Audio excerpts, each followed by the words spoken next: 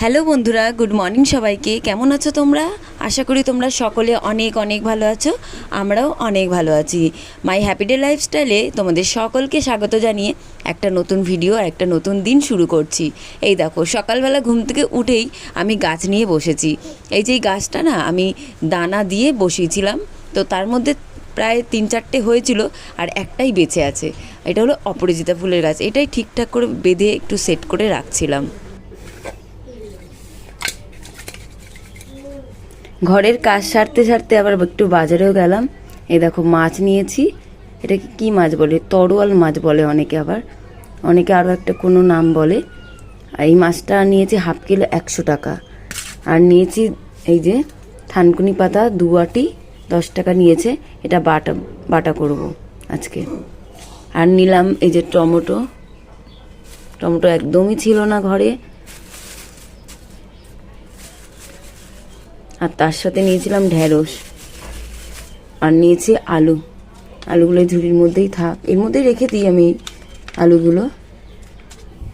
আর পেঁয়াজও এর মধ্যে রাখি, কিন্তু এখন পেঁয়াজটা শেষ হয়ে গেছে। একটা আছে, কালকে দেখি আনা হবে। মধ্যে থাক। ঝুড়িটা মাজতে হবে, নোংরা হয়েছে না, মাজবো।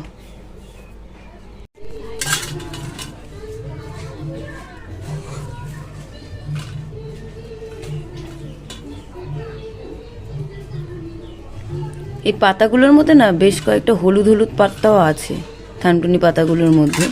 তো একটু বেছে নিলাম। থানকুনি পাতা কিভাবে বাটি আমি, সেটা তোমাদের সঙ্গে শেয়ার করব আজকে। আমি কেমনভাবে বাটি, এর সঙ্গে একটুখানি কাঁচা লঙ্কা দেবো আর রসুন দেবো, দিয়ে আর বাটবো এটার সঙ্গে। তার সঙ্গে সর্ষেও দেবো অল্প একটু, দিয়ে একসাথে বাটবো এটা, এই থানকুনি পাতা। এবার ঠিকঠাক করে বাড়ছি কি তোমরা কিন্তু একটু বলো কমেন্টে, হ্যাঁ, যে এর মধ্যে কাঁচা লঙ্কা, তারপর একটু রসুন আর সর্ষে দিয়ে বাড়বো একসঙ্গে।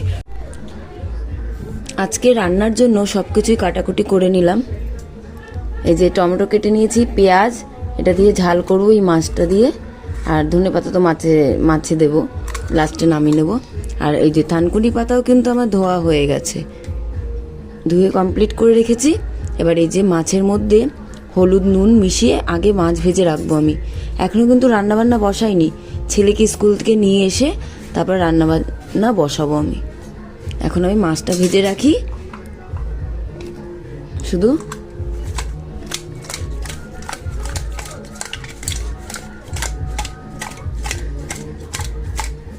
মধ্যে কড়াতে তেল দিয়ে আর এবার মাছগুলো ভেজে নেব। আর এই যে কড়াটা দেখতে পাচ্ছ, এটা কিন্তু মাছ ভাজার কড়া। এটা কিন্তু কালো কড়াই, ঠিক আছে? এটা যে কালো দেখা যাচ্ছে, এটা কিন্তু কালোই প্রথম থেকেই। তো মাছগুলো এখন ভেজে নেব।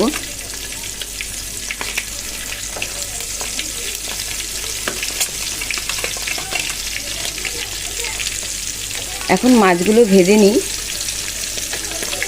4 পিস করে দেবো ভাবছি।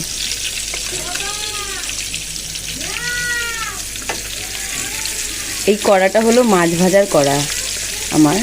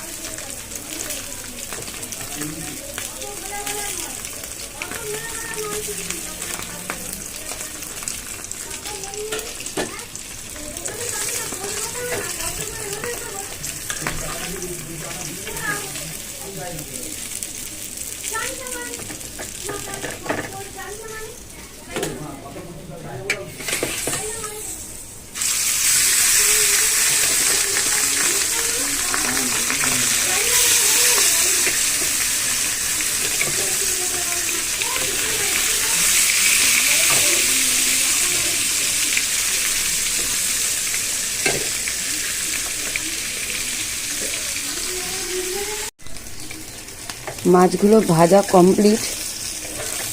এবার আমি রেডি হয়ে নেবো ছেলেকে আনার জন্য, কারণ একদম টাইম নেই, 10 মিনিট হাতে আছে। তো এই দেখো, মাছগুলো ভাজা কমপ্লিট।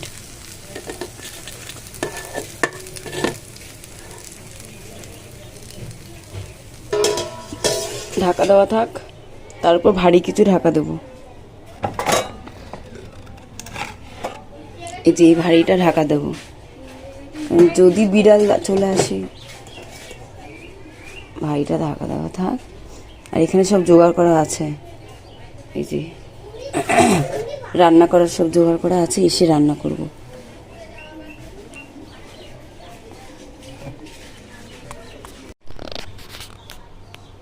এখন যাব ছেলেকে আনতে, আর 2 মিনিট বাকি।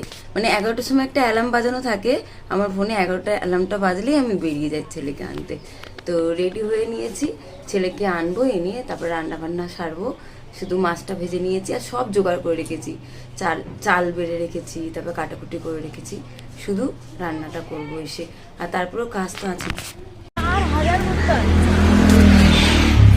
এত রোদ ছাতা ছাড়া তো চলে যাচ্ছে না। ছাতা কোথায় তুলে রেখেছি, ছাতার নিচু কর। আর রোদটা দেখবে, রোদ বন্ধুরা দেখো, রোদ দেখো, রোদ প্রচুর রোদ দিয়েছে। আর তেমনি গরম, খুব গরম। এইটা ছাতা এতটা গরম, রোদ ছাড়া তো যাওয়া যাবে না। তা ব্যাক ক্যামেরায় দেখাই তো, কড়া রোদ একদম। কি সুন্দর লাগছে না, দেখ চারদিকটা। বৃষ্টি হলে একরকম, রোদ থাকলে একরকম, চকচক করছে। এখানে ভাত বসিয়ে দিয়েছি, আর এই যে কড়াতে তেল দিয়ে দিয়েছি। এবার মাছ এখানে বানাবো, আর এদিকটা রেডি করছি, এইটা বাটবো। প্রথমে আমি একটু মিক্সিতেই ঘুরে নিই, তারপরে যদি না হয় তাহলে আমি শিলনোড়ায় বেটে নেব।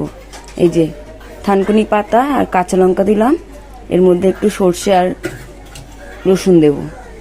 মিক্সিতে যদি হয়ে যায় তো ভালো, না হলে শিলনোড়াতেই বেটে নেব। এই যে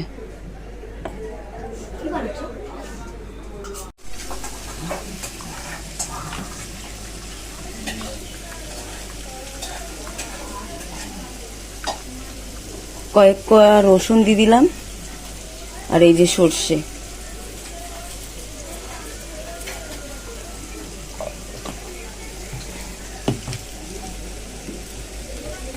আর একটু নুন দিয়ে দিলাম। এটা এখন মিক্সিতে বেটে নেব।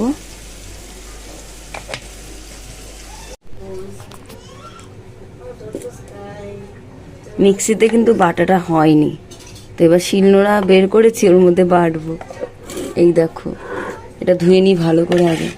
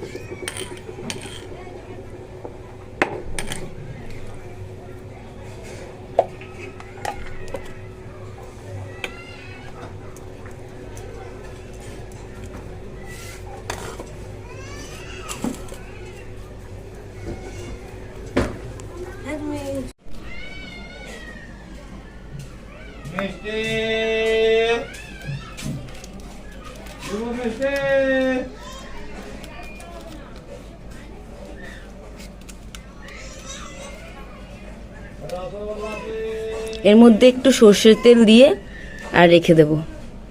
আমার ছেলে এত ভালোবাসে খেতে, বলছে ও মামা তুমি এত কম বেটেছো কেন? আমি যে 2 আটি নিয়েছি, বুঝতে পারিনি, এরপর থেকে বেশি করে নেব। আর এইটা এখন রেখে দেব, মানে ভাতের হাঁড়ির মধ্যে, মানে গরম ভাতের হাঁড়ির মধ্যে। এই বাটিটা ভালোভাবে মুছে, নিচটা মুছে, আর গরম হাঁড়ির মধ্যে রেখে দেবো। বেশ ভালো লাগবে খেতে এটা। আটকে যায় রে মুখে মায়ের সাথে আমার কথা। ওভেন পরিষ্কার করা হয়ে গেছে, আর এদিকে বাসন মাজবো এখন। এই যে এত বাসন পড়েছে, বাসনগুলো মাজবো। এই শিলনোড়াটা পরিষ্কার করে তুলবো, ওই গামছাটাকেও পরিষ্কার করতে হবে, এগুলো সব সরাতে হবে। এখন এই কাজগুলো বাকি আছে। ঘরের তো সমস্ত কাজ হয়ে গেছে, রান্না বান্না সব। তো এদিকে বড়মশাই ফোন করে বলল যে টিভির দাদা আসবে, তো উনি এসে টিভিটা চেক করছে ঠিকঠাক আছে কি না।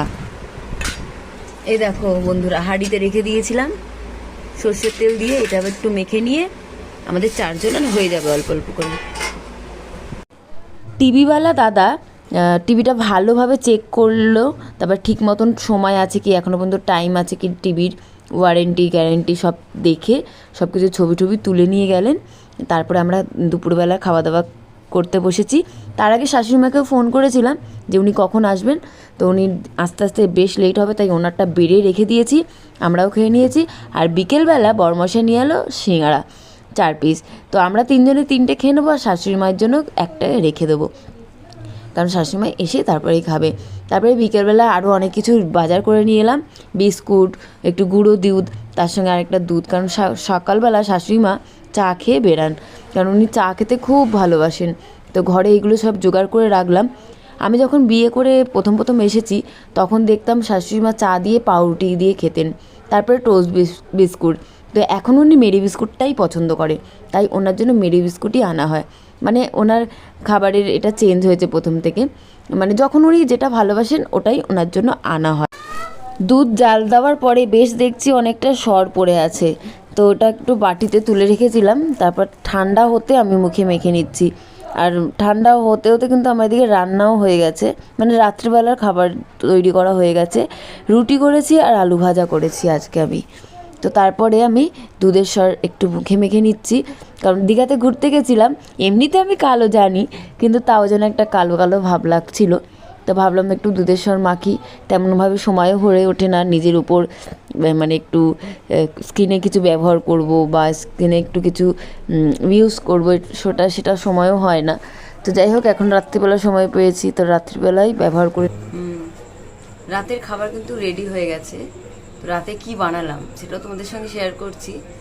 তো রাতের খাবার বানানোর পরে ভাবলাম একটু দুধের স্বর লাগিনি মুখে রাত্রিবেলা। ভূত লাগছে আমাকে, ভূত।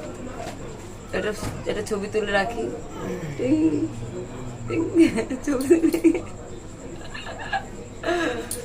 এই দেখো বন্ধুরা, এখানে আলু ভাজা আছে কড়ার মধ্যে, আর ওটাতে রুটি রাখা আছে। দাঁড়াও হাতটা ধুয়ে নিই তারপর দেখাচ্ছি। এটা আলু ভাজা, এটা রুটি। হাতটা ধুয়ে আসি। এখানে রুটি বানানো হয়ে গেছে, বেশ অনেকগুলোই বানানো আছে এখানে। আর এই যে আলু ভাজা, শাশুড়ি মা এলেই খেতে বসবো আমরা।